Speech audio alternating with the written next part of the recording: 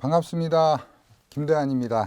자, 여러분들하고 사회조사 분석사 제2과목 조사 방법론 2에 대해서 같이 이제 공부하게 될 김대한이라고 합니다.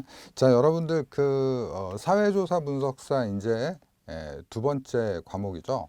조사 방법론 2 같은 경우에 앞에서 여러분들이 이제 공부하신 조사 방법론 1하고요.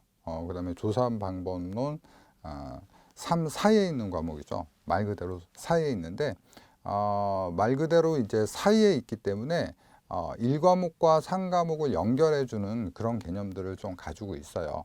그래서 이제 그 조사 방법론 2에 대한 어떤 그 항목들을 좀 말씀드리면 조사 방법론 2하고 3을 좀 연결해서 여러분 좀 설명할 필요가 있어요. 그래서 1에서는 여러분 이제 사회과학적 방법이라든지 질문지 설계라는 그런 그 챕터들이 있는데 그 단원들에서는 이제 연구란 무엇인지, 그리고 왜 우리가 연구를 하는지, 그리고 이제 가설에 대한 개념들을 좀 얘기를 합니다. 그리고 그러한 가설 검증을 위해서 이제 질문지 작성을 하게 되는데, 조사 방법론 2에서는 이제 그런 것들을 좀 더 이제 구체적으로 우리가 이제 그 가설을 검증하기 위한 어떤 측정이라든지 그런 것들을 제시하는 과목이라고 보시면 돼요. 그래서 그 좀 살펴드리면 첫 번째 이제 챕터에서는 이제 표본 추출 방법이라는 게 있는데 자, 이 얘기는 이겁니다.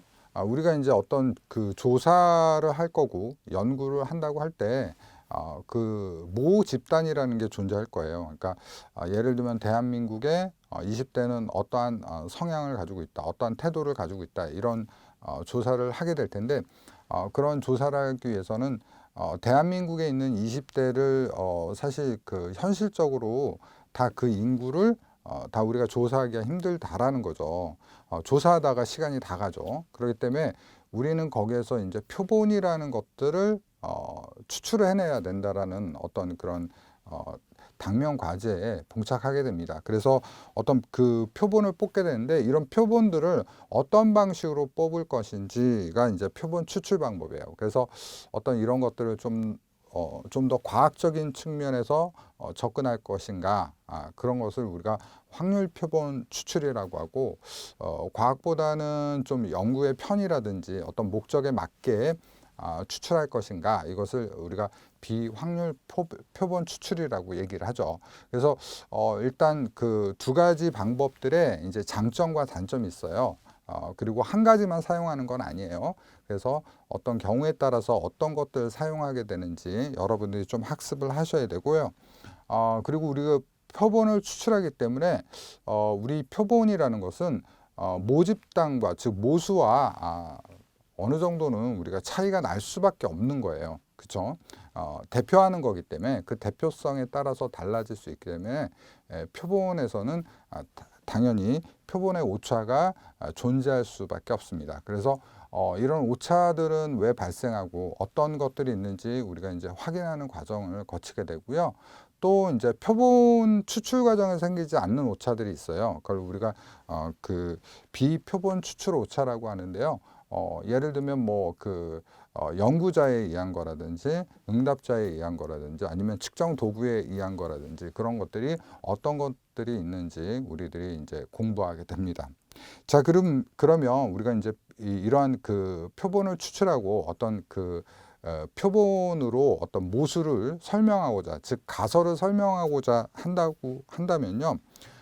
우리가 이제 그것을 이제 측정이라고 하는데, 측정에서는 우리가 이제 설명하려고 하는 어떤 그 개념이나 속성들을 우리가 측정하기 쉽게 해줘야 돼요. 그래서 그런 과정 등을 우리의 측정의 이제 개념화, 측정의 조작화라고 해요.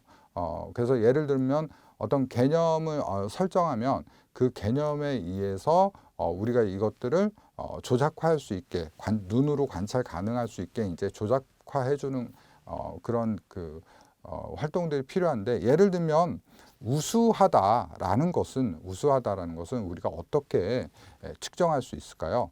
그렇죠. 우수하다라는 거 예를 들면 성적이라든지 학점, 그래서 A, B, C, D 뭐 이런 학점으로 우리가 측정할 수 있지 않겠습니까? 그런 것들을 우리가 조작화의 개념이라고 얘기를 해요. 그래서 그렇게 개념화하고 또 이런 학점이라는 것은 이렇게 또 분류되기 때문에 우리가 이제 변수라고 해요. 그래서 변수 간의 관계를 또 우리가 살펴볼 텐데, 변수에 대한 개념은 사회조사 분석론 1에서도 원에서도 변수에 대한 내용들이 나와요. 그래서 이제 우리가 변수를 살펴볼 거고요. 그리고 이제 그 변수에 따른 그 우리 측정들이 이제 진행이 되는데, 측정이 측정하는 어떤 기능에 따라서 어떤 것들은 굉장히 고차원적인 측정이 가능해요. 예를 들면 뭐 배수 비교라든지 그런 측정까지 가능하지만, 어떤 것들은 대소 그 차의 구분, 그러니까 어느 게 크고 어느 게 작다, 이런 구분도 안 되는 측정들이 있어요. 그래서 그런 측정의 수준에 따라서 우리가 좀 공부를 해보게 되고요. 그리고 이제 이런 그 측정들이 항상 일관성이 있어야 되고 또 정확성이 있어야 돼요. 그래서 우리가 측정의 신뢰도는 무엇이 있고 측정의 타당도는 무엇이 있는지 이렇게 공부를 하게 됩니다. 그 다음에 이제 챕터 3에서는 우리가 척도를 다룰 텐데, 척도라는 것은 측정 도구예요. 그러니까 쉽게 이렇게 말씀드리면 여러분들이 이해를 할 텐데요. 우리가 만약에 30cm라는 측정값을 냈다면 그건 측정이겠죠. 그런 측정은 무얼로 할까요? 그렇죠. 자로 하겠죠. 그러면 자는 측정 도구에 해당한다고 보면 됩니다. 그래서 우리가 척도로 측정한다라는 말을 할 수가 있는 거고요. 제가 앞에서 말씀드린 것처럼 이렇게 이제 저희 이 과목 같은 경우 연계가 돼요. 그래서 하나의 스토리로 얘기할 수 있다라는 게 특징이에요. 그래서 이런 그 척도들을 우리가 알아야 되는데, 척도는 측정의 수준과도 연결이 돼요. 그래서 척도에도 수준이 존재하는 겁니다.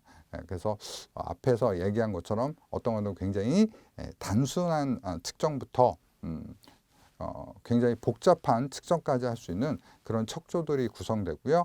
이런 것들이 이제 척도의 이제 구성이라든지 종류에 따라서 어떤 그 수준의 척도를 우리가 사용하는지, 그래서 이제 척도의 종류로 뭐 예를 들면 리커트라든지 서스톤, 거트만, 그다음에 보가더스의 사회적 거리 척도, 의미 분화 척도, 이런 것들을 우리가 사용하게 되고, 이것은 다시요, 여러분 그 1과목에서 배웠던 질문지 설계와도 연결이 된다라는 것입니다.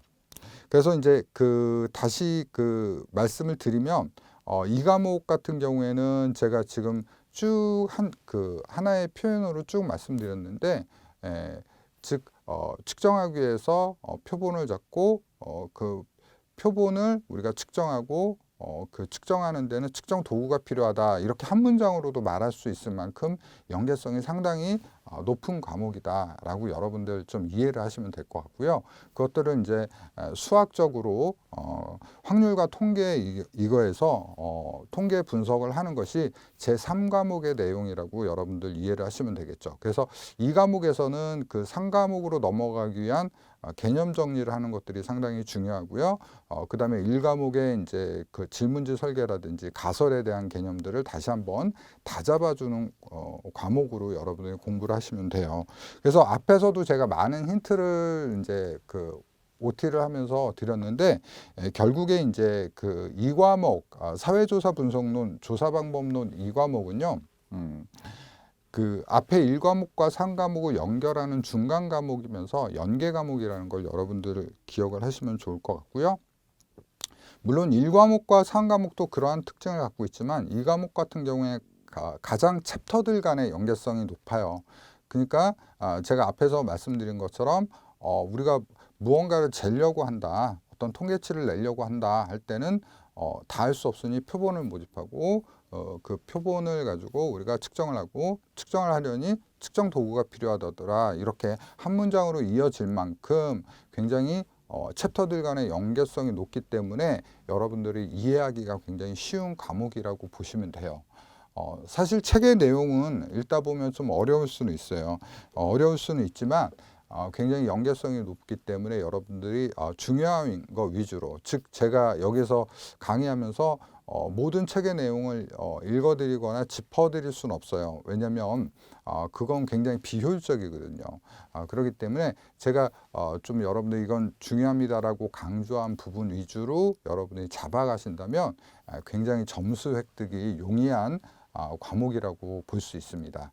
자, 이렇게 제가 이제 그 이 과목에 대해서 설명을 드렸는데요. 여러분들 그 저와 같이 공부하실 때 제 그 강의를 잘 들으시고 제가 강의 중에 중요한 거 요거 잡으세요 이렇게 한 거 가지고 잡아 주신 다음에 또 문제풀이 하시면 여러분들이 제가 했던 말이 무슨 말인지 감이 많이 오실 겁니다. 자, 앞으로 여러분들하고 같이 그 강의를 하게 될 텐데요.